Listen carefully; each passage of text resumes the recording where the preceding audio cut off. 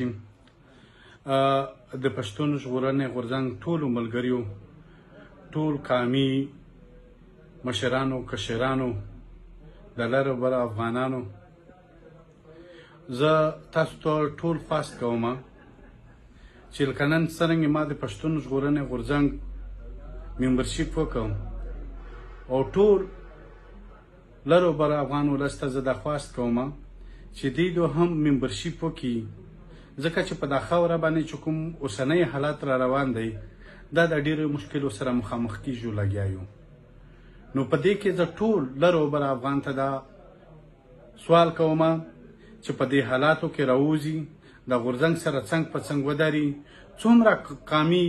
تحریکونه، قامي مشران، قامي سیاسي تنظیمونه دي، دا ته خواست کوو چې دوی د پښتنو په دې مسایلو په حواله سره یو مشترک لایحه عمل قوم ته ورکړي او قوم ته د خپلو د مشکلاتو د ژغورلې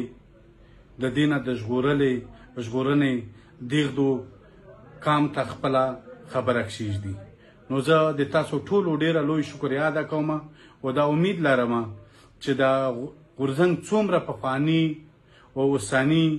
او زموږ سره په تنظیم کې د شاملولو دپاره زه ټولو ته خواست کوم چې دوی د غورځنګ د ممبرشیپ کې ډېر په زیات تعداد سره حصه واخلي